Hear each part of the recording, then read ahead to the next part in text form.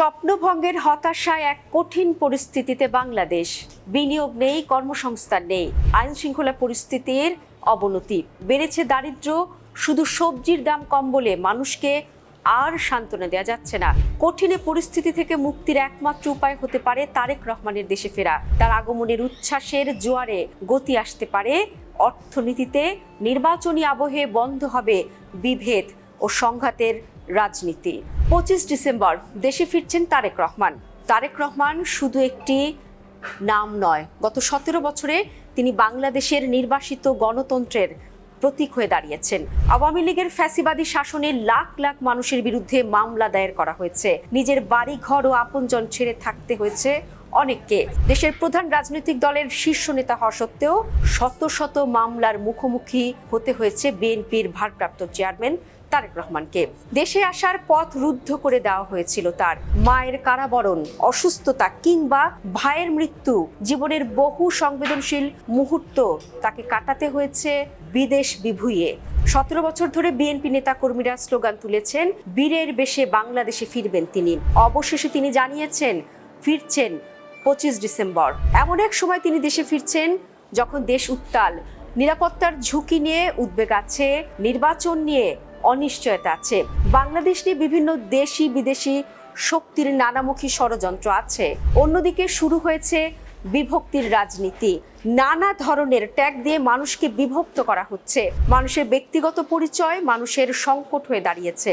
এই অনিশ্চয়তা, বিভক্তির মধ্যে জাতি সেই নেতার অপেক্ষায় যিনি ঐক্যের ডাক দেবেন, যার ক্যারিসমেটিক জনপ্রিয়তার জোয়ারে সব উদ্বেগ, অনিশ্চয়তা ধুয়ে মুছে যাবে। 1975 সালের 7 নভেম্বর এমনই এক সন্ধিক্ষণে জাতি খুঁজে নিয়েছিল জিয়াউর রহমানের মইনুল হোসেন রোডের বাড়ির ঠিকানা। মানুষের মিছিলের মধ্যমণি হয়ে বেতারে তিনি ঘোষণা করেন, আমি মেজর জেনারেল জিয়া বলছি।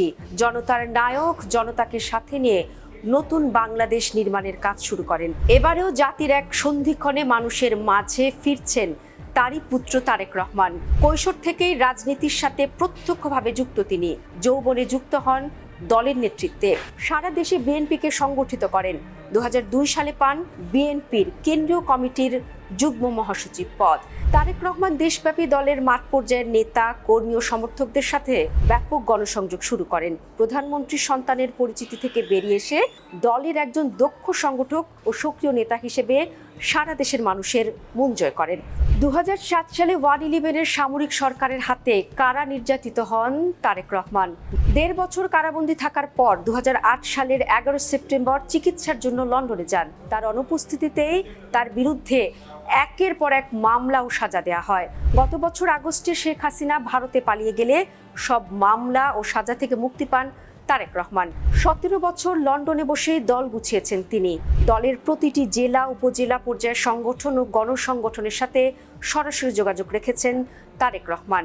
দল গোছানো এবং আন্দোলন সংগঠনে দিক নির্দেশনা দিয়েছেন সঠিকভাবে। এবার তারেক রহমানের মূল দায়িত্ব দীর্ঘ 20 বছর ক্ষমতার বাইরে থাকা বিএনপিকে আবারও বাংলাদেশের রাষ্ট্র ক্ষমতায় আনা। নিজে নির্বাচন করার পাশাপাশি দলের নির্বাচনী প্রচারণায় সরাসরি মাঠে থেকে দলকে নেতৃত্ব দিতে দেশে আসছেন তারেক রহমান। রাজনৈতিক বিশ্লেষকরা বলছেন, রাজনীতির এক কঠিন সময়ে দেশে ফিরছেন তারেক রহমান। গণ আন্দোলনের মধ্যে দিয়ে প্রতিষ্ঠিত ডক্টর ইউনূস সরকার দেশ পরিচালনায় অদক্ষতার পরিচয় দিয়েছেন।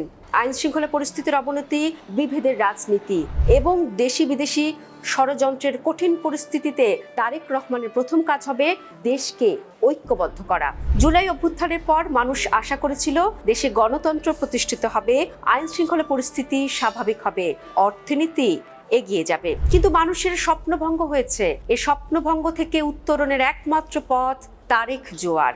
বিশ্লেষকরা বলছেন, তারেক রহমানের জনপ্রিয়তার জোয়ারে জামায়াত সহ উগ্র রাজনৈতিক দলগুলোর বিভক্তি ও অপপ্রচারের রাজনীতি পুরোপুরি হারিয়ে যাবে। তারেক রহমান এরই মধ্যে ঐক্যের ডাক দিয়েছেন।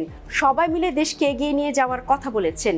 মানুষ তার আহ্বানে সাড়া দিতে প্রস্তুত। এই উচ্ছ্বাসের ধারায় গতি আসবে অর্থনীতিতেও। কর্মসংস্থান ও বিনিয়োগ পরিস্থিতির উন্নতি হতে সময় লাগবে। তবে যে স্থবিরতা সৃষ্টি হয়েছিল তা থেকে মুক্ত হবে দেশ। তারেক রহমানকে বন্ধু ভাবছে ভারতও। কাজেই ভারতের সাথে সম্পর্কে জট হয়তো মুক্ত হবে তারেকের হাত ধরেই। গার্মেন্টস শিল্পের কাঁচামালের প্রায় 40% ভারত থেকে আমদানি করা হয়। ভারতের সাথে সম্পর্ক স্বাভাবিক হলে তা বাংলাদেশ ভারত উভয় দেশের স্বার্থেই কাজে লাগবে। সবচেয়ে বড় জটিলতা সামাজিক অসহনশীলতা। তারেক রহমান এরই মধ্যে বলেছেন, বড় বড় প্রজেক্ট নয়, তার লক্ষ্য হবে সমাজের সামগ্রিক উন্নয়ন। পরম সহিংসতার অভাব এবং ট্যাগিংয়ের রাজনীতি সমাজে বিভক্তি সৃষ্টি করেছে। নিজের মতের সাথে না মিললে বাউলের উপর নির্যাতন কিংবা পত্রিকা অফিসে আগুন দেওয়ার বিরুদ্ধে বিএনপির আদর্শিক অবস্থান। তারেক রহমান যদি বিএনপির নেতাকর্মীদেরকে এইসব কর্মকাণ্ড থেকে বিরত রাখতে পারেন এবং যেসব স্বার্থান্বেষী মহল ধ্বংসাত্মক কার্যক্রমে লিপ্ত তাদের বিরুদ্ধে শক্ত অবস্থান নিতে পারেন, তাহলেই মানুষ মুক্তি পাবে। আর সে মুক্তির পথ দেখাচ্ছেন তারেক রহমান নিজেই।